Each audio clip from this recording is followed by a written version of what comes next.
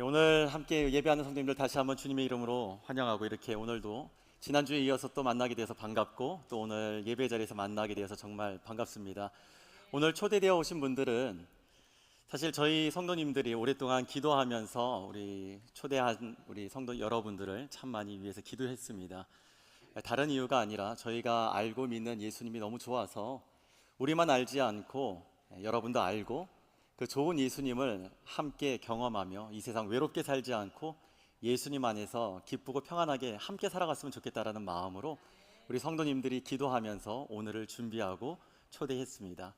그래서 여러분 참 잘 오셨고요. 오늘 여러분의 삶 가운데 오늘 정말 기억되는 예배, 또 여러분의 삶 가운데 찾아오시고 말씀하시는 예수님이 들려지고 보여지는 은혜의 시간이 되었으면 좋겠습니다.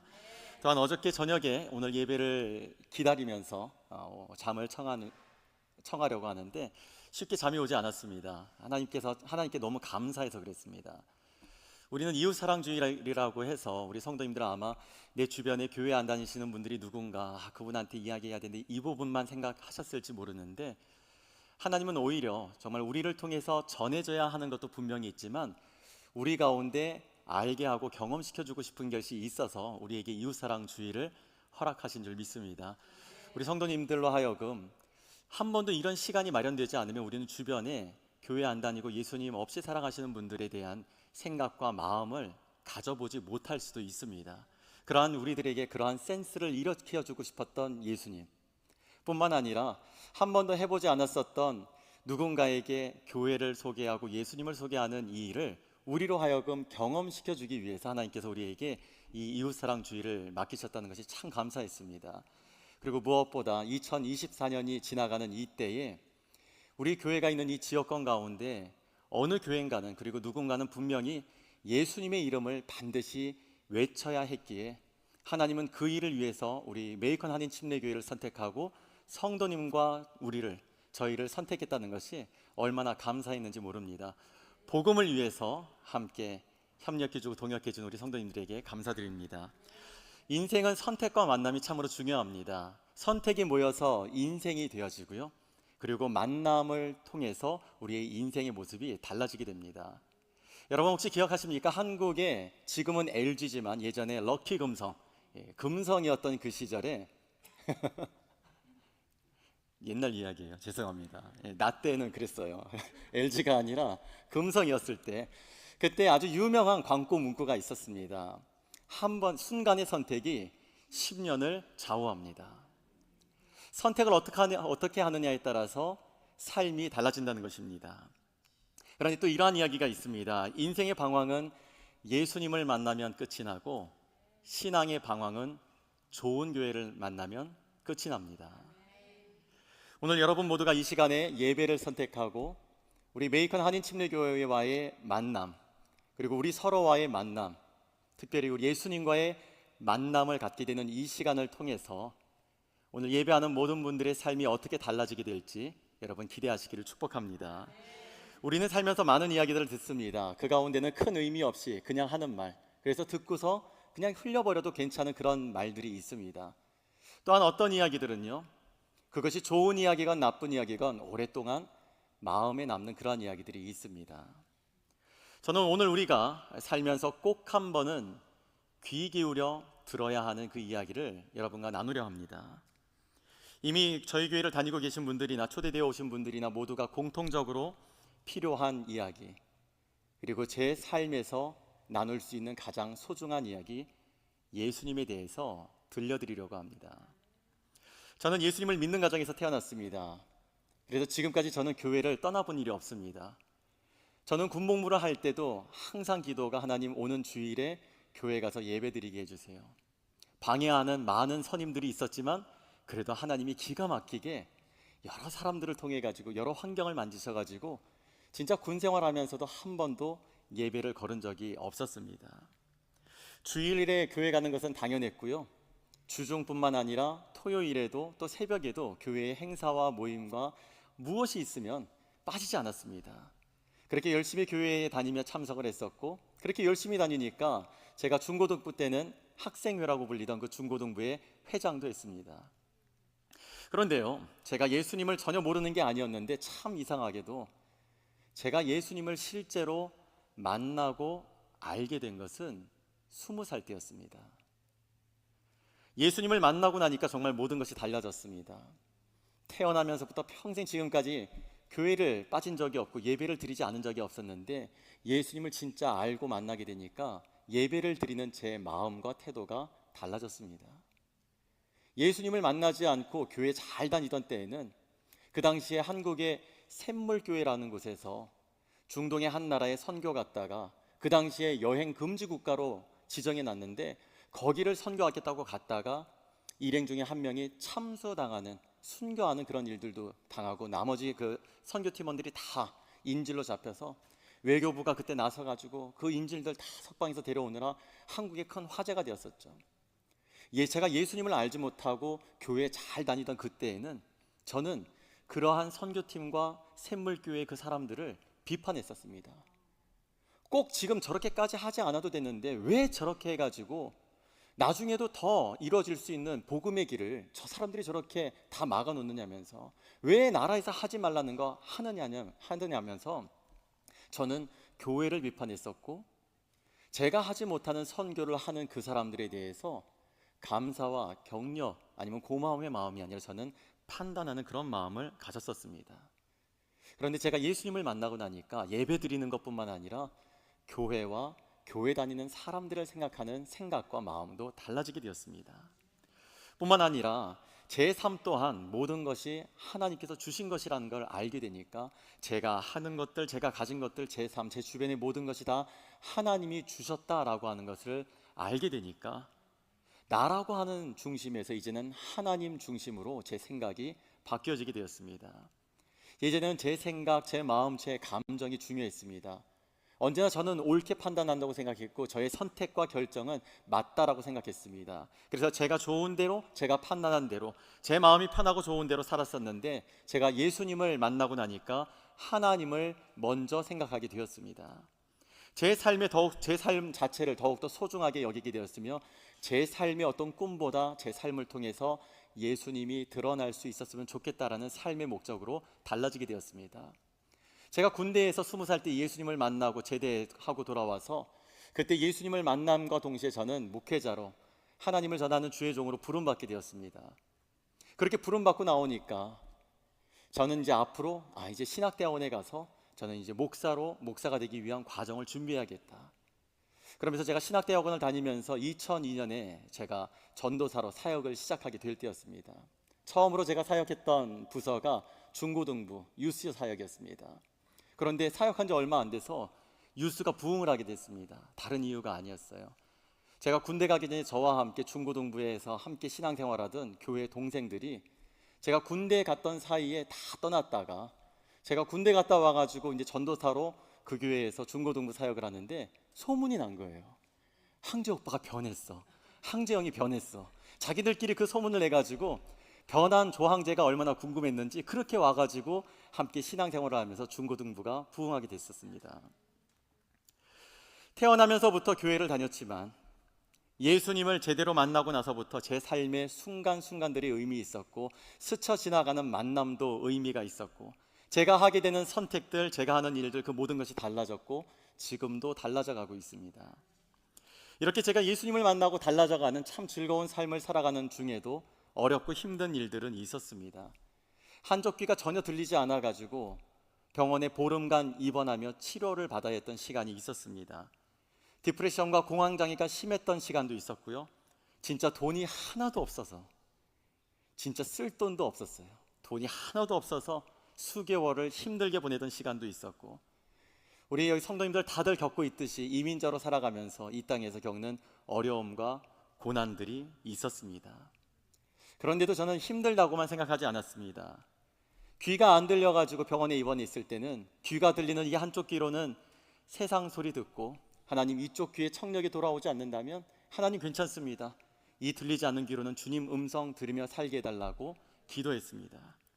디프레션과 공황장애가 심했을 때도, 또한 돈이 없었을 때도, 이민자로 살면서 힘들었을 때도 힘들다고만 하지 않았습니다. 그때도 기도했습니다. 하나님 도대체 얼마나 좋은 거를 주시려고 이러한 시간을 지나가게 하십니까? 라면서 하나님을 기대하면서 기도했습니다.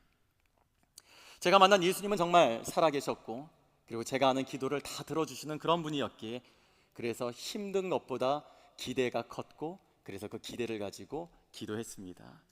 저는 오늘 여러분과 나누는 예수님의 이야기가 여러분의 일생에 저와 같은 감격과 변화가 일어나게 되는 위대한 만남이 되기를 주님의 이름으로 축복합니다. 자, 우리 가까이 계신 분을 우리 마음을 다해서 함께 이렇게 축복하면 좋겠습니다.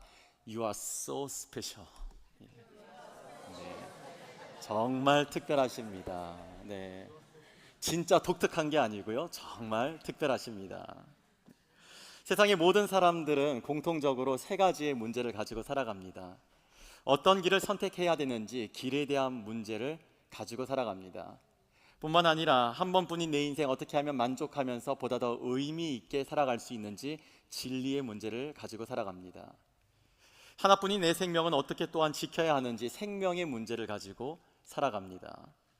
이러한 고민과 문제를 가지고 살아가는 우리를 향해서 예수님께서 이렇게 말씀하십니다. 자, 우리 함께 앞을 보면서 오늘 본문 말씀 다시 한번 같이 읽겠습니다. 시작. 예수께서 이르시되 내가 곧 길이요 진리요 생명이니 나로 말미암지 않고는 아버지께로 올 자가 없느니라. 아멘. 우리 인생에는 문제만 있지 않고 그 문제에 해답도 있습니다. 첫 번째, 길을 고민하는 그 문제의 해답은 예수님입니다. 사람들은 자신의 행복을 위해서, 행복을 찾기 위해서 길을 찾고 길을 선택합니다. 그래서 그러한 기대를 가지고 대학을 가고, 그러한 기대를 가지고 직장을 가고, 내가 보다 더 행복할 것을 기대하면서 결혼을 선택하고, 그리고 더 좋은 삶을 기대하면서 인생을 계획합니다. 그렇게 내 삶이 보다 더 의미가 있고 더 즐겁고 행복하기를 기대하면서 신중하게 결정을 하고 그 길을 가게 되지만, 그럼에도 뜻하지 않은 길을 만나기도 합니다. 그래서 원치 않게 길을 바꿔야 할 때도 있고요, 또한 생각 같지 않아서 길을 바꿔보기도 하고, 더러는 그 바꾸는 것마저도 쉽지 않을 때가 있습니다. 한때 한국에서 행복전도사 그리고 희망전도사라고 불렸었던 최윤희라는 한 분이 계셨습니다. 그런데 그분이 자살하는 한국 사회에 큰 충격을 주는 사건이 있었습니다. 많은 방송에 출연을 하고 강연을 하면서 최윤희 씨는 자기에게 맞는 행복을 찾아서 긍정적이게 살아라, 힘들고 피곤하고 슬픈 것들은 그냥 버려라, 내 자신은 얼마든지 행복할 수 있다, 내 삶은 행복해야 한다, 행복은 선택이다 라면서 희망과 행복을 외쳤습니다. 밥은 굶어도 희망은 굶지 말라고 외쳤던 그녀는 정말 행복한 사람으로 보였습니다. 그러나 그의 결국은 자살로 그 고귀한 인생을 끝낼 수밖에 없었습니다. 여러분, 도대체 무엇이 문제였던 것일까요? 진정한 행복은 긍정적인 사고와 마인드를 갖는다고 해서 가질 수 있는 것이 아니라는 것입니다. 그렇다면 우리는 그토록 행복을 기대하면서도 왜 우리는 진정한 행복의 길을 찾을 수가 없는 것일까요? 그것은 바로 사람이 가지고 있는 죄 때문에 그렇습니다. 죄의 문제를 해결하지 않고는 우리는 진정한 행복의 길을 찾을 수가 없습니다.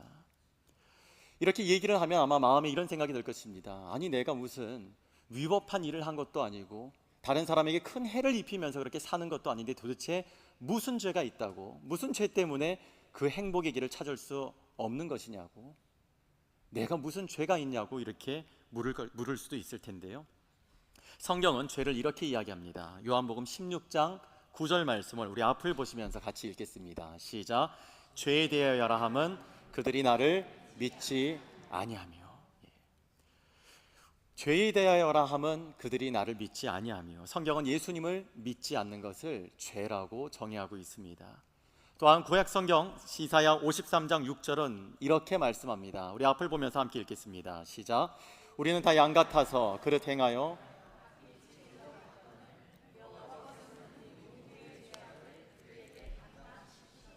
아멘.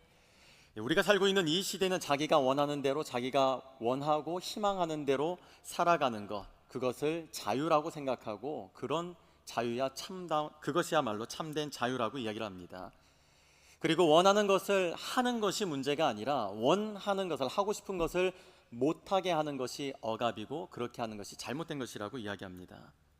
그러나 정말 하고 싶은 대로 하는 것이 자유이고, 그러한 자유가 정말로 좋은 것일까요?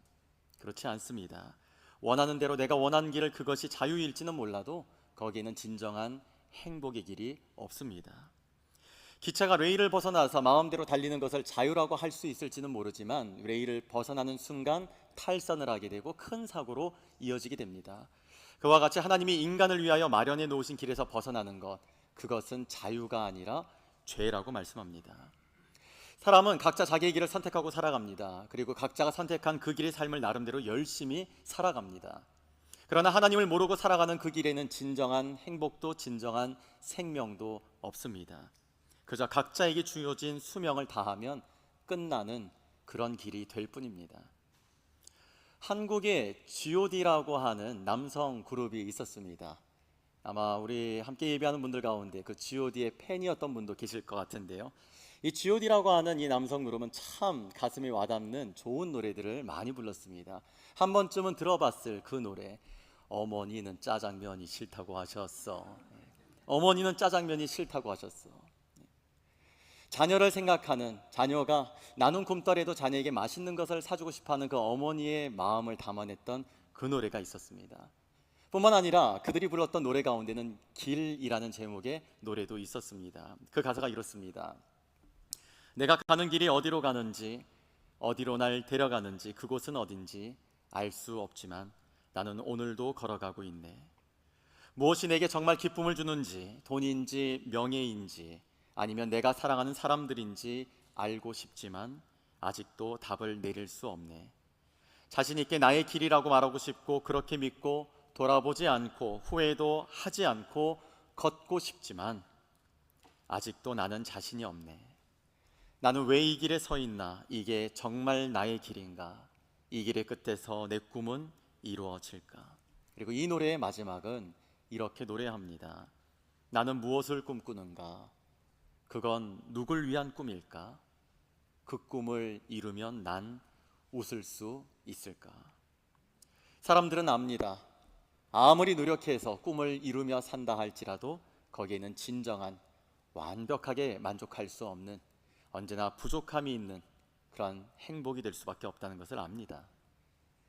기네스북에 오른 전 세계인이 다 알고 있는 아주 유명한 한국 가요가 있습니다. 그 이름도 유명한 강남스타일.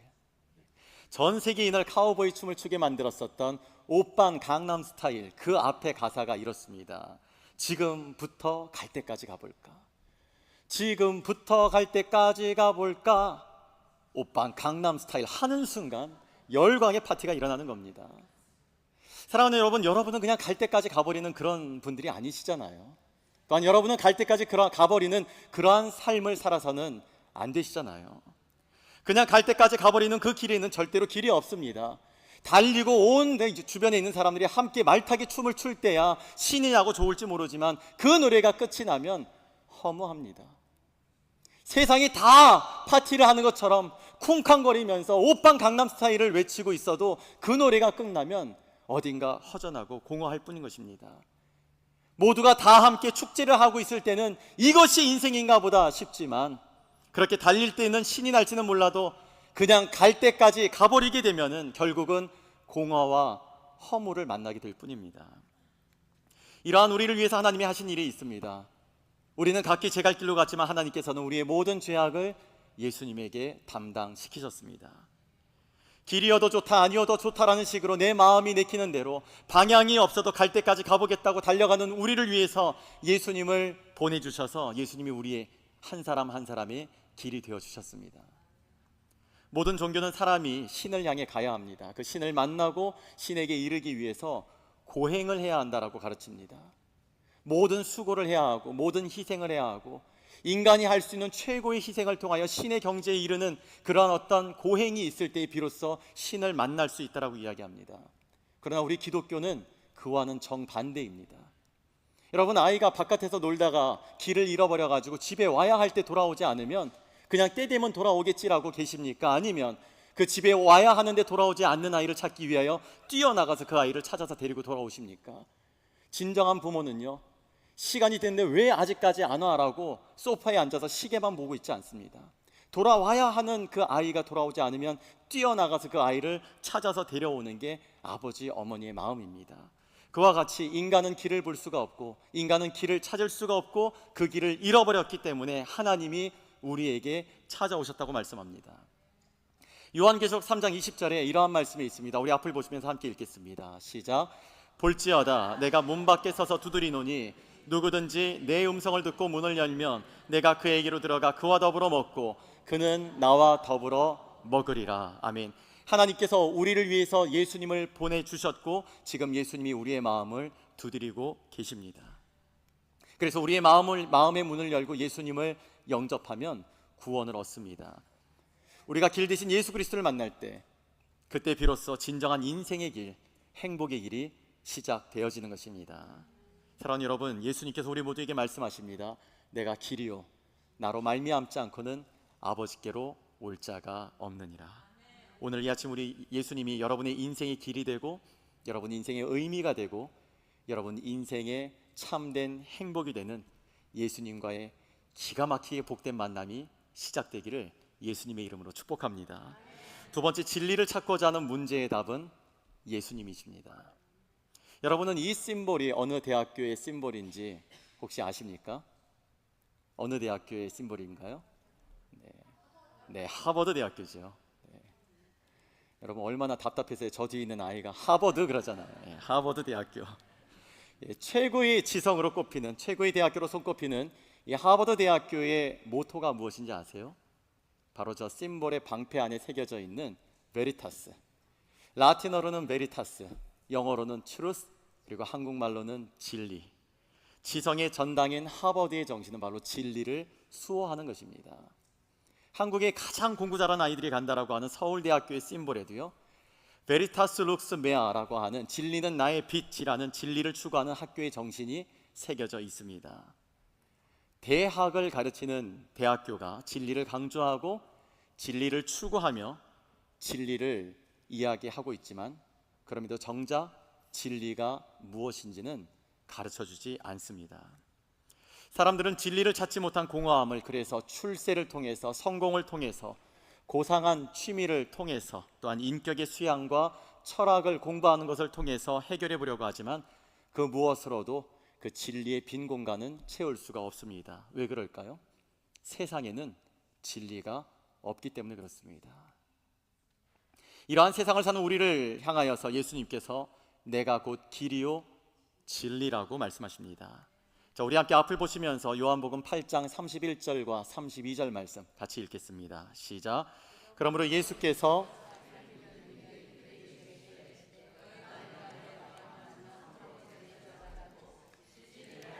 진리가 너희를 자유롭게 하리라.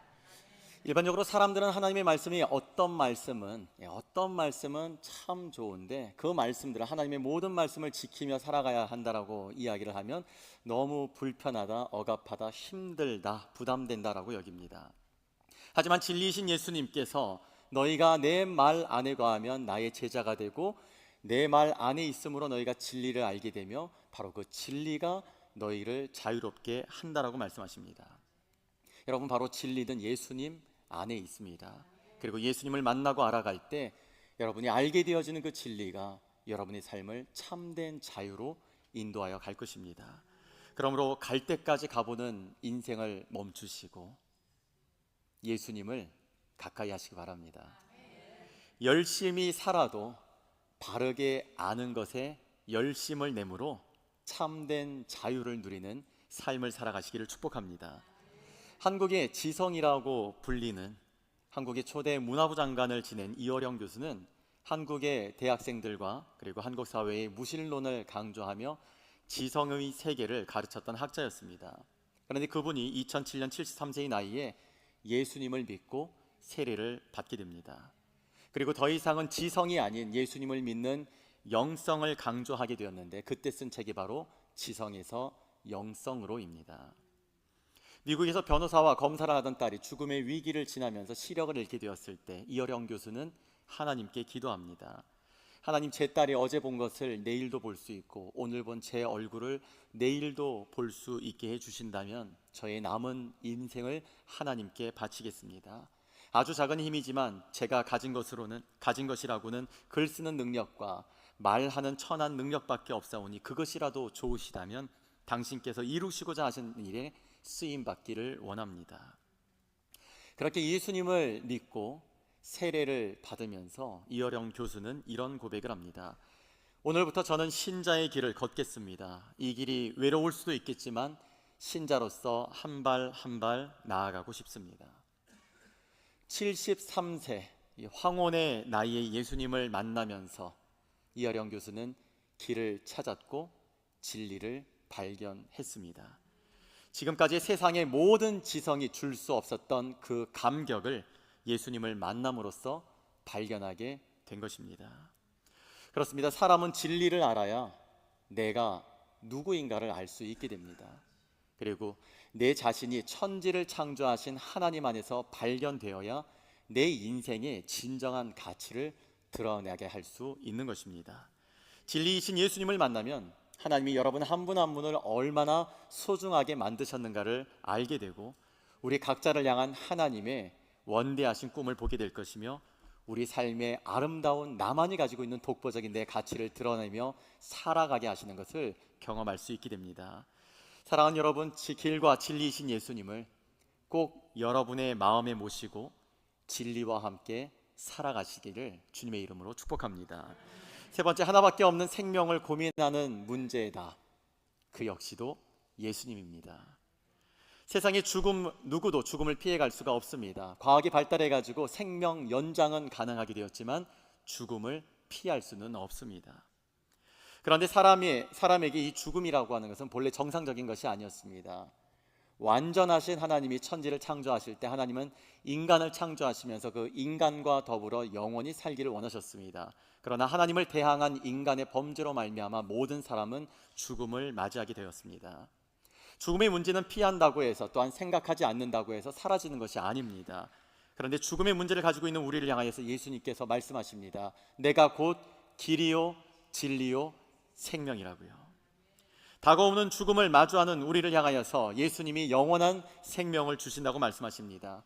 그 생명을 어떻게 받을 수 있는지 유명한 말씀 요한복음 3장 16절은 이렇게 말씀합니다. 우리 앞을 보시면서 함께 큰 소리를 읽겠습니다. 시작. 하나님이 세상을 이처럼 사랑하사 독생자를 주셨으니 이는 그를 믿는 자마다 멸망하지 않고 영생을 얻게 하려 하심이라. 아멘. 사랑하는 여러분, 예수님을 아는 것이 아니라 예수님을 이해하는 것이 아니라 예수님을 믿으시기 바랍니다. 예수님을 믿는 사람에게 영생을 주십니다. 예수님을 믿는 사람은 한평생 살다가 끝나지 않습니다.